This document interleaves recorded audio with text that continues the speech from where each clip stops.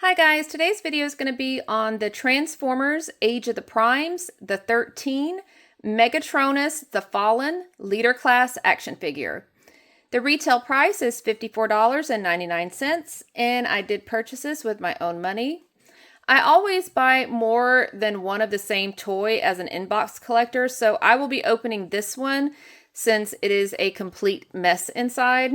Who is Megatronus? Megatronus Prime is the most powerful of the original 13 Primes made by Primus. He wields the most powerful artifact, the Requiem Blaster. He has mystical fire abilities as well. He was made to be a Dark Warrior, and due to his dark nature, he was given the well-known title, the Fallen. The Decepticon's insignia was inspired by the shape of his face, and he is the first Decepticon. It's funny because I always thought that the insignia for the Decepticons was inspired by Soundwave's head, because I think it kind of looks like Soundwave's head, but I also think that Soundwave's head does look like kind of like Megatronus. Okay, so for his accessories, we get some flame effects here.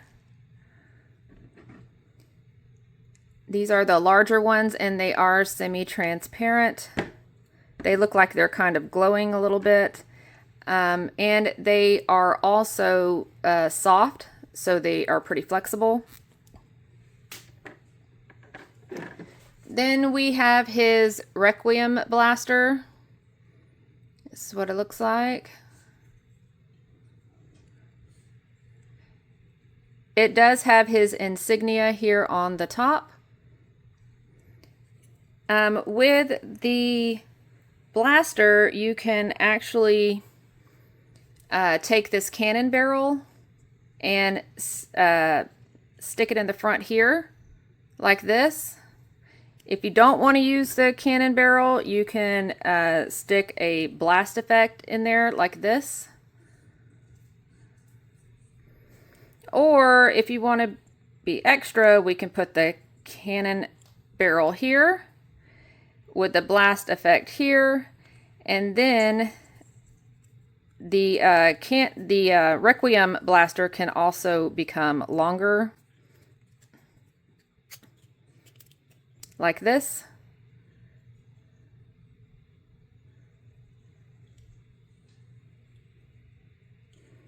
So yeah, I think that looks pretty cool.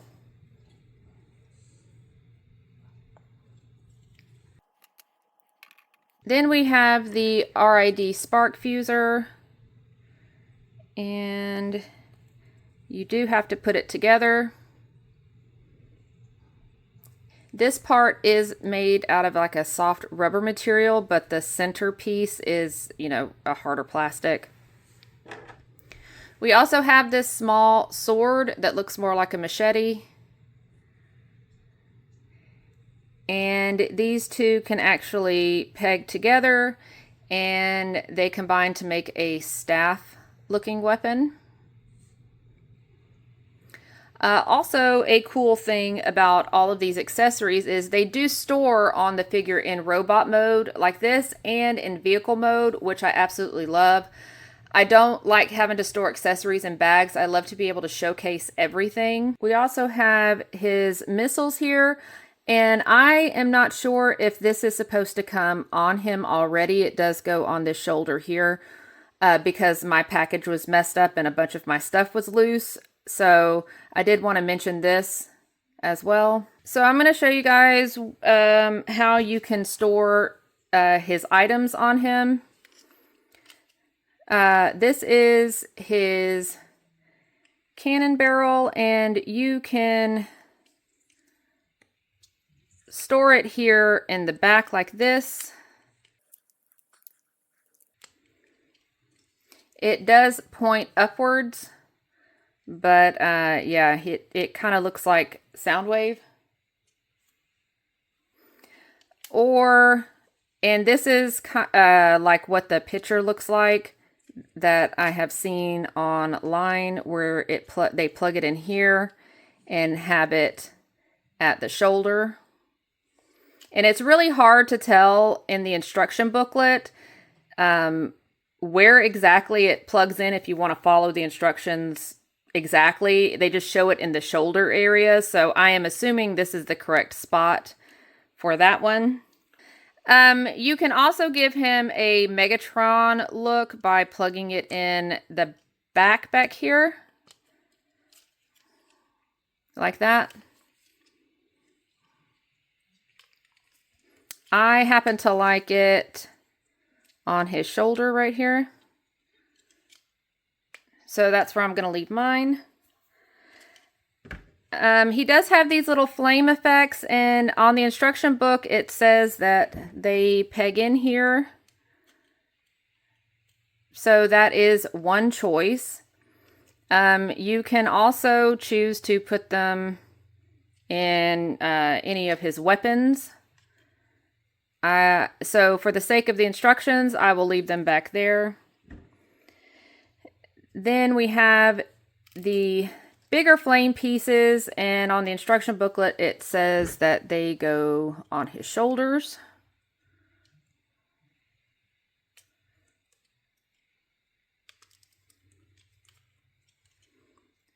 So that is what he looks like. His cannon, they show on his arm, like that. His missiles are on his shoulder.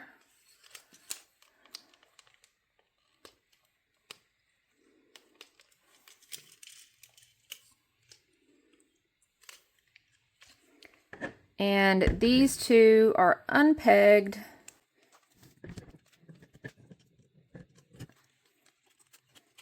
And they are placed in each one of his hands.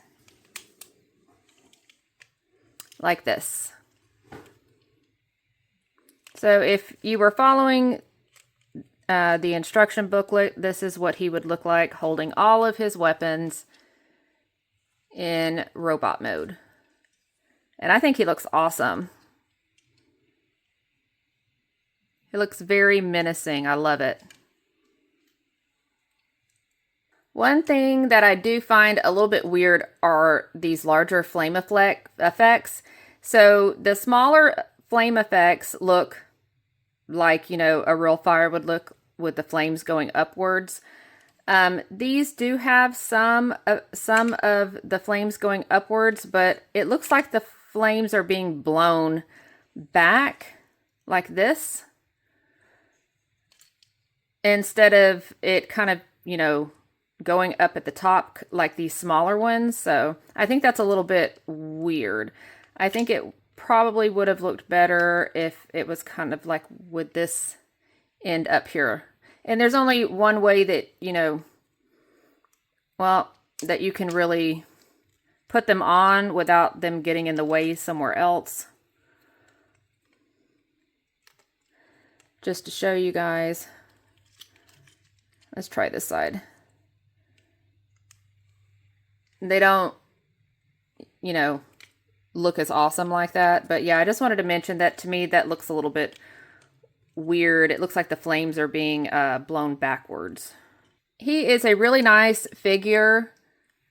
I'm going to get an up-close view for him.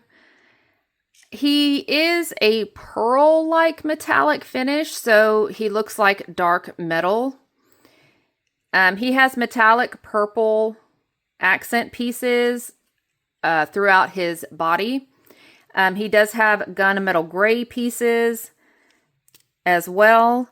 These pieces at his arms right here, as well as his missiles and his skirt pieces down here, are a bronzed metal looking color, which is interesting. See if I can catch that in the light for you guys to see that. It's really noticeable on his arms. Yep, there you can see it. Looks really cool. He does have some yellow furnace looking accents throughout his body. It makes him look like a burning, glowing furnace, which I love. Up close, you can see his head is very nice. It's very detailed. He's got those yellow looking glowing eyes. And his face mask looks like a glowing furnace. He just looks big, bad, and menacing. I love it. I love this head sculpt. His helmet kind of reminds me of a samurai helmet, especially like this part here and here. This is what the back of it looks like.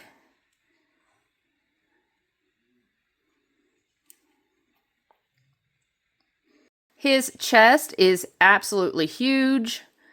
It has great detail, molded detail on it. I love these yellow accent glowing looking pieces as well. And he's got them even on his knees down here. His arms and legs are nice and solid. I'll turn it around for you so you can see there are no hollow bits at all. Super nice.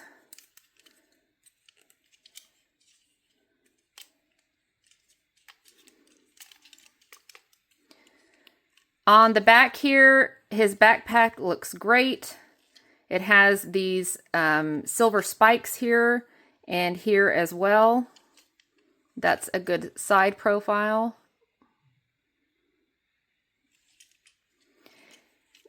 Moving down to his feet, he does have very large feet. That's what the bottom looks like.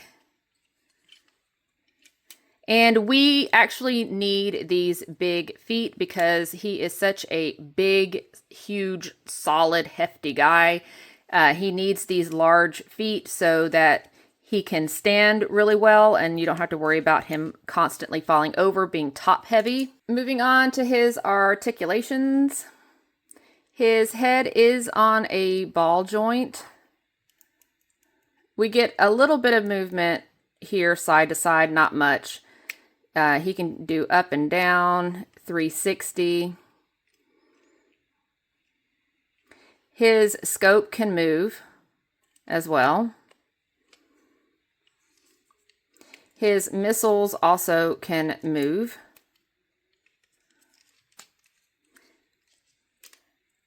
Whoops. And so his missiles can move and they can also go 360. He does have butterfly joints that can move forward and backwards. And what's really cool about this is because they can move forward and backwards, he can actually hold a weapon with both of his hands. Whoop.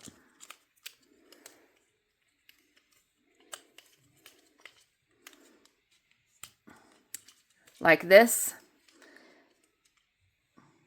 If you don't have those forward butterfly joints, then you're not able to do poses like this, so I think that's a cool feature. His arms can do a 360. He does have bicep rotation.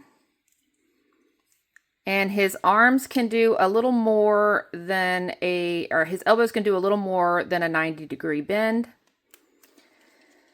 His hands are on ball joints, so we have great movement with those. And this is what I'm super happy about. His hands can open. Some of the commander class figures like Silverbolt, they can't open like this, so I love this. Absolutely love it. That's what it looks like. He can move, he can go 360 at his waist. His side skirt pieces can go up and down. And you're going to need them to go up to be able to move his legs. So he can kick up. He can go back that far. And you can see if that hip piece, if that skirt piece was down, it would definitely be hitting that leg. He does have some rotation up here at the top of his leg. That much. His knees can be bent that far, about a 90-degree. He can also kick out to the side. He can do the splits. He also has some movement in his ankles, and they do pivot to this one side. You're not going to get any pivot that way. It's only this way. And it's the same for this foot. He does have rotation at the knee. And again, I love his feet because they do help him with his stability and not falling over. And this pivoting action is going to make it awesome when you pose him for display. Okay, I do also want to point out that he has a ton of peg holes all around, even here along his arm. So you can even put the damaged effects on there, like where part of him has been blown up or something, or hit by a blaster. You can put, you know, his flame effects there. You can really deck him out in weapons, however you choose to. But I thought that was really nice that they gave us so many places, even back here on the top. He's got so many places to use effects and weapons. Here he is in tank mode. And I do have my ruler out here so you can see he is about 7.5 inches long. And 4 inches wide. So he is a nice, hefty sized tank. I did go ahead and place his effects on him so that you can see that they can also be stored on him as well. He really does look super menacing with all the flame effects on him. If I did follow the instructions for how to store the accessories, they want these flame pieces stored on the side here, on either side of the staff weapon, which, you know, I don't like. So I decided to originally put them on either side like this, because I think it looks pretty cool like that. Or, you know, you could put one or put another blast effect that you have coming out of his cannon right there. I mean, I just think it looks super nice.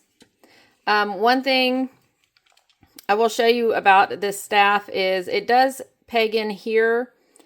There's also a notch right here that you can peg the tip of the staff in like so that it's not going to fall off or tip down, which is awesome. His scope can go up and down, and it can do 360. His missiles can go back here, and they also do 360. But this is how the instructions say to place the missiles. I'm going to go ahead and remove his effects and weapons. That way it's easier for me to show you the rest of his articulation.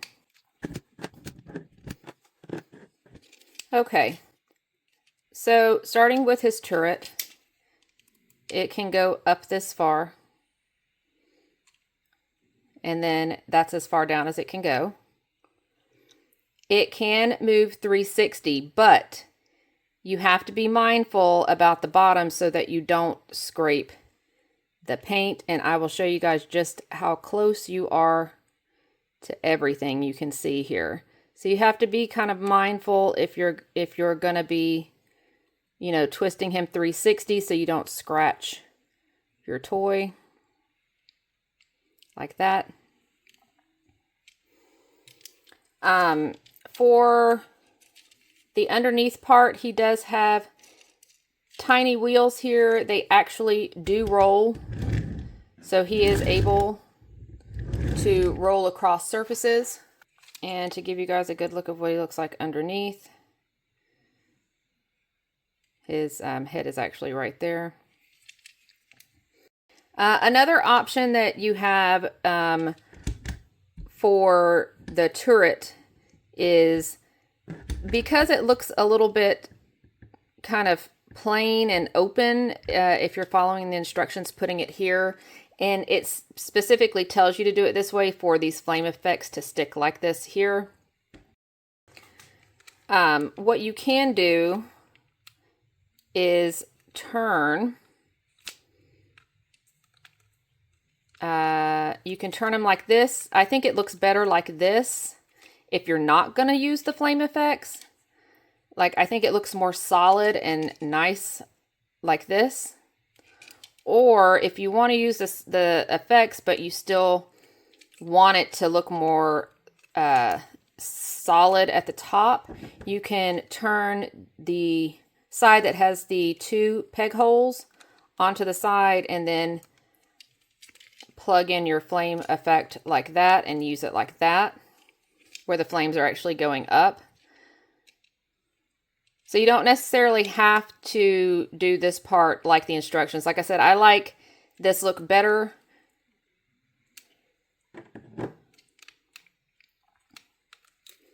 All right, I'll go ahead and turn it back to the way the instructions say. Okay. All right, guys, you can clearly tell I love this figure. I have been playing with him and transforming him in all different ways during this video. So this is my Megatronus version of Black Zarak or Scorponaut that I realized that I could do while I was messing with him.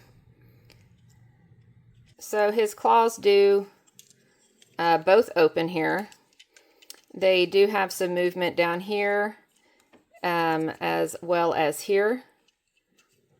So he does, in this mode, the claws do actually have pretty good articulation. This is the stinger, and it can actually move as well. So it can go down like that or up. And then this part, since it is part of the turret, can also, you know, move as well a little bit. So yeah, just messing around. I really enjoy this toy so much. I just can't even, you know, say enough how much I love this release. But yeah, I thought this would be funny to show you guys. I'll also put some more pictures of him in video at the end of the video so you can see it in more detail. Then we have what I'm calling the walker turret mode, or a 4-legged turret, like on the Sci-Fi Channel you would see, or maybe in a Star Wars movie. So not only does the turret go up and down, you can also move it. So it has the same articulation as it would in tank mode. See if I can get a good view. Yep. So this is also another alternate mode that I can discovered that I could put him in as well. I think he looks cool like this. That's what he looks like underneath. From the back. And the front.